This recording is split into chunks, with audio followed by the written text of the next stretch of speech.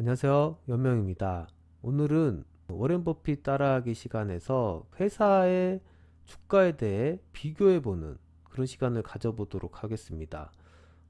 사람들이 이제 많이 생각하는, 요즘에 많이 찾고 있는 삼성전자나 포스코, 네이버 같은 회사들이 과연 살만한 가치가 있는지에 대해 좀 생각해보고 고민해보는 그런 시간을 갖도록 하겠습니다. 먼저 회사들을 비교해 보기 전에 그 예전에 KT의 청산 가치가 과연 얼마인지에 대해 제가 계산을 해본 적이 있는데요. 이 계산을 하게 된 이유는 최저가가 얼마인지에 대해서 좀 알아보고 싶어서 이런 계산을 하게 되었습니다. 그때 이제 계산을 했을 때 그 부채 비율로 계산을 했습니다. 이게 무슨 얘기냐면은 만약에 유동자산이 11조라면은 이 11조를 구성하고 있는 것은 자본 플러스 부채겠죠. 그래서 이 부채의 비율 120%를 제하게 됐을 때 자본이 4조 7천억이란 것입니다. 그리고 비유동 자산 같은 경우에는 설비 자산이나 기계 장치가 뭐 10%밖에 인정받지 않는다고 가정을 하고, 그때 8조 정도 비유동 자산이 있는데 여기에 이 8조 정도가 자본 플러스 부채로 되어 있기 때문에 부채의 비율을 제하고 계산을 해보면 3조 2천억이란 것이죠. 그래서 이 두 개를 더해서 발행 주식수로 나눌 경우 3만 원이란 얘기입니다. 이게 어떻게 보면은 말이 되는 계산이고 어떻게 보면은 말이 안 되는 계산입니다. 그게 무슨 얘기냐면은 만약에 KT를 청산하게 됐을 때 이렇게 계산하면 안 되죠. 청산하게 됐을 때는 정말 부채를 갚아야 됩니다. 정말 부채를 갚아야 되니까 이렇게 계산이 되는 것이죠. 아까 전에 계산했던 부채 비율로 이것을 하는 게 아니라 실제 순자산을 19조로 보고 여기에 부채 18조를 빼야 됩니다. 그렇게 됐을 경우에 주주한테 떨어지는 돈이 4천 원 정도밖에 안 된다는 것이죠. 그러니까 실제 청산을 하게 되면은 KT는 4천 원밖에 못 받는다. 이렇게 볼 수 있는데, 제가 이런 계산을 예전에 포스코에서 계산을 한번 한 적이 있습니다. 그때 이 포스코는 부채 비율이 좀 낮기 때문에 주주한테 떨어지는 돈이 그래도 상당히 많이 있었는데, 이 KT 같은 경우에는 실제 청산을 하게 되면은 이 주주한테 떨어지는 돈이 상당히 낮게 되는 것이죠. 부채가 높아서. 그래서 이 부채가 높은 회사들은 좀 주의를 할 필요가 있습니다.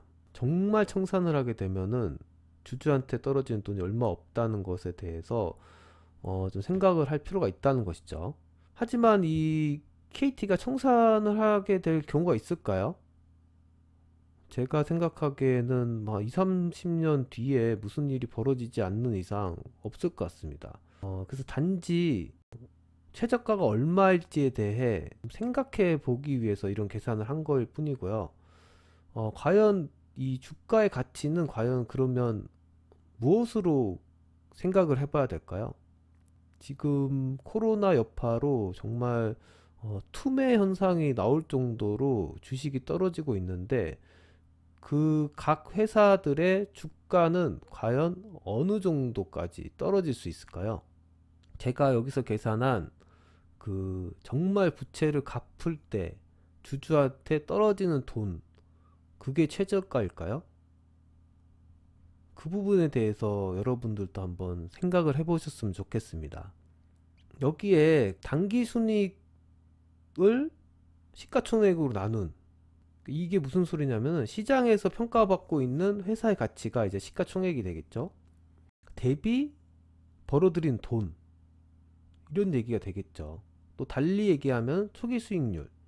그러니까 이게 여기도 풀어서 썼지만 100억의 가치의 회사가 만약에 20억을 번다고 생각했을 때 제가 이 회사를 사는 입장입니다. 100억짜리 회사를 100억짜리 회사를 산다고 생각했을 때 초기 수익률이 20%라는 것입니다. 20억을 버는 회사니까 1년에.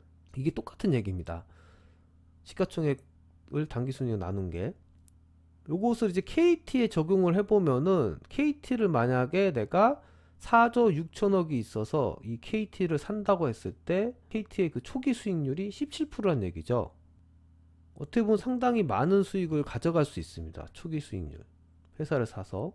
그리고 이 상태가 계속된다고 했을 때 저는 5년, 6년 안에 투자금을 회수할 수 있게 되는 것입니다. 그렇겠죠? 8천억 곱하기 뭐 6만 해도 이게 돈이 나오니까. 그러니까 6년 안에 회수할 수 있다. 이런 똑같은 개념이 뭐 EV 에비타나 뭐 PR 같은 경우도 이런 똑같은 개념입니다.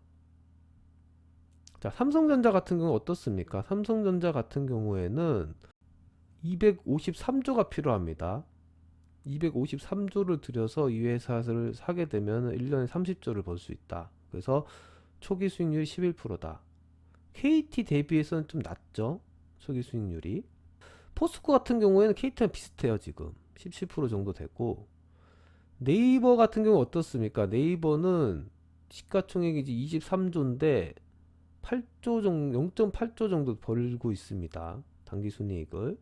그래서 상대적으로 되게 낮아요. 초기 수익률이. 그러니까 이게 거의 뭐 네이버가 미래에 정말 1년, 2년 뒤에 엄청난 수익을 가져올 거라는 예상을 하고 사야 되는 거죠. 그러니까 초기 수익률을 기대해서 사기보다는 미래의 수익률을 기대해서 사야 됩니다. 네이버 같은 경우는. 그 다음 현대차는 지금 29%입니다. 초기 수익률이. 자, 그래서 여러분이 돈이 있다면 어떤 회사를 고르겠습니까? 이게 만약에 어떤 사업이 아니고 가게라고 봤을 때 일괄적으로 먹는 다 가게다. 그렇게 놓고 생각을 해보면은 당연히 현대차를 고르겠죠. 가장 초기 수익률이 많으니까. 가게라고 안 하고 부동산이라고 해도 그렇습니다. 부동산의 어떤 지역의 집이다. 이렇게 놓고 가정했을 때도 당연히 현대차를 고를 것이죠. 초기 수익률이 가장 많으니까. 하지만 이 주식이라는 것은 또 이렇게 간단하지가 않습니다. 이게 간단하게 수학적으로 표현이 된다고 하면은 쉽겠죠. 누구나 돈을 벌고. 그리고 이런 현상이 나오지도 않겠죠. 초기 수익률이 29%까지 되는 이런 현상. 자, 29%라는 게 무슨 의미입니까? 지금 현대차가 단기순 4조입니다. 4조. 3년만 4조를 번다고 가정했을 때 3년만 있으면은 투자금을 회수할 수 있습니다. 제가 만약에 14조가 있는 사람이라면은 당장에 현대차를 사서 3년 동안 갖고 있는 것이죠. 그러면 당연히 이 투자금 회수하게 되니까. 그러니까 거의 뭐 투매 현상이 나왔다고 보는 거죠. 이 주식이기 때문에 이런 게 성립하게 됩니다. 이게 만약 부동산이나 이런 게 가게라고 했을 때 이런 것을 정말 누가 죽지 않는 이상 이런 게 나올 수가 없죠, 매물로. 이것도 근데 회사가 벌어들이는 수익이지 주식 그 주주 한 명 한 명을 놓고 봤을 때는 의미가 없습니다, 이게. 이게 무슨 얘기냐면은 삼성전자를 예로 들어 볼까요? 제가 삼성전자 주주입니다. 뭐 몇 주 정도 갖고 있습니다. 갖고 있는데 이 사람도 이렇게 돈을 벌어요. 버는데 이게 나한테 과연 얼마가 떨어질까요? 벌고 이 사람들이 만약에 돈을 이 사업을 유지하기 위해서 연구 개발비로 쓰고 아니면 설비 투자를 하고 그렇게 돈 다 써버린다고 가정했을 때 저한테 떨어지는 돈이 없다는 겁니다. 그러니까 돈을 이렇게 많이 벌지만 실제 주주들한테 돌아가는 돈이 과연 얼마인지에 대해서 생각을 해볼 필요가 있다는 것이죠. 이 이익을 주주한테 주는 방법이 딱 두 가지입니다. 배당을 주거나 아니면 자사주 매입을 통해서 주주의 그 한 주당 가치를 올려주거나. 근데 실제로는 배당이 더 좋겠죠. 왜냐하면 이 자사주 매일 통해서 한 주당 가치를 올려주는 것은 또 뭐 시장에 따라서 올라갈지 안 올라갈지 알 수 없으니까요. 이렇게 주주한테 돈 주려면은 돈이 남아야 됩니다. 회사에서 돈이 남아야지만 주주한테 돈을 주지, 돈도 없는데 계속 사업을 연맹하기 위해서 계속 재투자를 해야 되고 연구 개발을 해야 되고 하는 회사가 돈이 어디 있습니까? 주주한테 돌려줄 돈이 없죠. 그리고 만약에 부채가 많은 회사는 부채를 갚아야 되기 때문에 돈이 없습니다. 그래서 주주한테 돌려줄 돈이 없습니다. 이런 부분들을 잘 보고 주식을 사야 된다는 것입니다. 만약에 배당을 많이 주는 회사, 배당주를 골랐다고 했을 때도 또 생각을 해봐야 될 게, 과연 배당을 계속 받을 수 있을지 고민을 해봐야 된다는 것입니다. 이 회사가 앞으로 1년, 2년, 3년, 4년 성장하는 사업이 있는지, 돈을 계속 벌 수 있는지에 대해서 고민을 해봐야 된다는 것이죠. 이런 것을 종합해 봤을 때, 좀 살만한 회사인지에 대해서 다시 좀 얘기를 해드리겠습니다. KT, 삼성전자, 포스코를 이렇게 비교를 해봤는데요.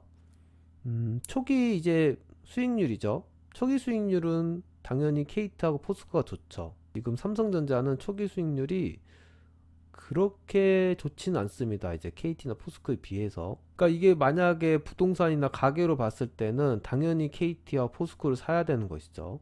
투자자 입장에서는. KT 같은 경우에는 부채 비율이 좀 높은 편이에요. 그래서 124%인데 부채 비율이 높다 보니까 이자 보상 배율, 그러니까 영업이익에서 부채를 갚고 난 돈, 그 비율이 4 정도입니다. 그러니까 뭐 이게 4라는 수치가 솔직히 낮다고 하면 낮을 수 있고 뭐 위험하다고는 볼 수 없습니다. 이 위험하다는 것은 1 이하가 됐을 때 이자 보상 비율이 1 이하가 되면은 부채보다 영업이익을 더 못 보는 기업이기 때문에 상당히 안 좋은 것이죠. 위험한 것인데 이 4라는 게 좀 애매해요. 위험하진 않은데 좋지도 않다. 뭐 이렇게 생각하시면 되고, 또 하나 KT에서 볼 게 그 유형자산 비율이 자산 대비 유형자산이 좀 많다는 것이죠. 그럴 수밖에 없는 게 뭐 기지국이나 이런 부분들이 다 설비 자산으로 들어가니까 유형자산이 많다는 게 좀 단점입니다. 대신에 배당 수익률이 지금 6.2%입니다. 배당이 상당히 좀 메리트가 있죠. 배당이.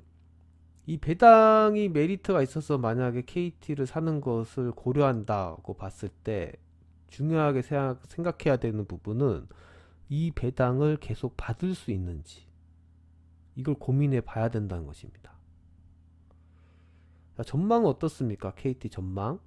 전망이 나쁘지 않습니다. 이제 5G가 아직 본격화 되지도 않았고, 여기서 보시는 것처럼 매출액이 계속 증가하고 있기 때문에 전망이 나쁘지 않아요. 그러니까 큰 리스크가 없는 것이죠. 단지 이제 뭐 지금 코로나 여파로 통신 요금을 정부에서 좀 뭔가 강제적으로 할인을 할 수는 있겠지만 그 부분을 제하고는 나쁘지 않다. 그러니까 배당 수익률을 보고 들어와도 괜찮을 것 같다는 생각이 듭니다. 이 KT 같은 경우엔. 그 삼성전자를 보시면은 일단 초기 수익률이 KT나 포스코보다는 안 좋고 대신에 부채 비율이 되게 낮습니다. 그렇기 때문에 이자 보상 비율이 40이니까 되게 좋은 편이죠. 그러니까 충분히 부채를 갚고도 돈이 남는다. 이 정도 남는 거죠. 부채의 40배. 단지 이제 연구 개발비가 7.6%인데 연구 개발비를 계속 써야 되는 게 안 좋아요. 그러니까 이 삼성전자 같은 경우에는 첨단 사업을 하다 보니까 연구 개발을 계속 해야 되죠. 그래서 이 7.6%가 별로 안 좋다는 것이고, 대신에 뭐 배당도 나쁘지 않게 주는 것 같아요. 3.3%면 배당이 그렇게 나쁘지 않게 주는 것 같고, 한데 이제 문제가 이 매출액 증가율이 마이너스라는 겁니다. 휴대폰 사업이 비중이 제가 전에도 분석했던 게 한 40% 정도 매출액의 비중을 차지하고 있는데 이 휴대폰이 전망이 그렇게 밝지 않습니다, 지금. 왜냐하면 휴대폰 보급이 어느 정도 다 되어 있는 상태고 뭐 또 코로나 여파 때문에 사람들이 또 소비를 안 하고 있고 하다 보니까 엎친 데 덮친 격이죠, 좀. 그리고 이제 반도체 같은 경우에도 그 전망이 되게 좋다고들 얘기는 하고 있는데 이게 좀 시간이 걸릴 것 같아요. 제가 생각하기에는. 그러니까 1단계 반도체가 가장 많이 들어갔던 게 뭐 AI 시스템을 깐다거나 아니 뭐 클라우드 센터를 만드는 것이죠. 클라우드 센터를 만든다거나 이런 데에서 이제 반도체를 많이 쓰였는데 이제 어느 정도 다 소비가 됐다고 봅니다. 저 같은 경우에는. 그리고 이게 한 단계 더 소비가 이루어지려면은 인공지능, 로봇, 그리고 자율주행 같은 게 이제 좀 더 활성화가 돼야지 이 반도체가 또 한번 호황기를 맞을 텐데 거기까지 가기에는 몇 년 정도 더 걸릴 것 같다는 것이죠. 그래서 단기적으로 봤을 때 그렇게 전망이 좋지 않습니다. 실제 매출도 감소하고 있고요. 그래서 이 삼성전자를 최근에 개인분들이 되게 많이 이제 사시는데 이런 부분을 좀 생각을 해봐야 돼요. 나는 한 2, 3년 정도 참을 수 있다. 지금부터 사 모을 거다 하면은 뭐 사시는데 신용을 써서 투자를 한다거나 정말 뭐 단기 미수를 친다거나 하는 부분들은 좀 조심을 해서 투자를 하셨으면 좋겠고요.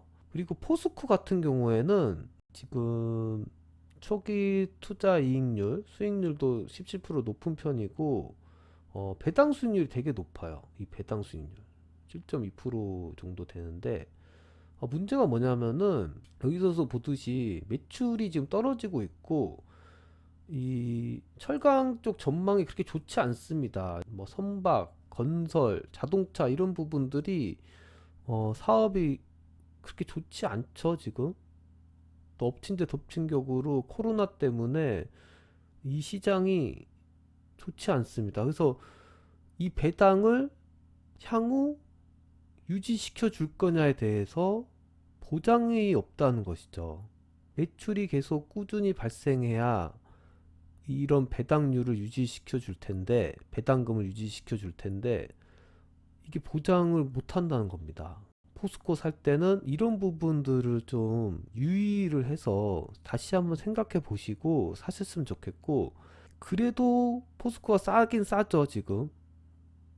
뭐 초기 수익률도 좋고, 배당금도 이 정도면 좋으니까, 또 꾸준히 이 회사는 이어져 왔고, 앞으로도 계속 장사를 잘 할 거기 때문에 그런 정말 장기적인 플랜을 가지고 이 포스코에 접근한다면은 나쁘진 않을 것 같아요. 뭐 그런 생각을 가지고 사시는 분들이 있겠죠, 많이. 다음으로 이제 네이버, 현대차, 컴투스를 좀 비교를 해봤는데 네이버 같은 경우에는 아까 전에도 말씀드렸듯이 이 초기 수익률이 되게 낮습니다, 상대적으로. 3%밖에 안 되고 이 정말 이제 미래 가치를 보고 사는 것이겠죠. 항상 이제 네이버 뉴스만 보고 뭐 사람들이 뭐 카페나 블로그나 이런 것을 많이 한다고 생각하니까 그런 것을 보고 이제 접근을 하시는 것 같은데 유의를 해야 될 부분이 연구 개발비가 되게 높습니다. 매출액 대비 연구 개발비가 높고 그리고 배당 수익률이 낮고 그러니까 연구 개발비나 아니면 뭐 부채를 갚는데 돈을 좀 쓰기 때문에 상대적으로 배당이 그렇게 많지 않다는 것이죠. 그래서 좀 고평가돼 있다. 상대적으로 고평가되어 있으니까 혹시라도 이제 네이버를 사시거나 관심 있는 분들은 이런 것을 좀 주의를 하셨으면 좋겠습니다.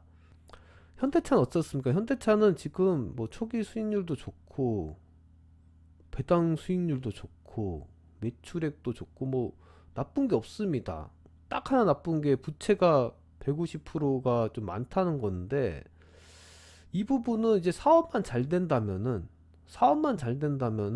크게 고려를 안 해도 되는데, 과연 사업이 잘 될 것이냐가 문제죠, 현대차 같은 경우에. 그 부분에 대해서 좀 많이 생각을 해 보시고 사셨으면 좋겠습니다. 이 재무제표 상으로 봤을 때는 되게 좋아요.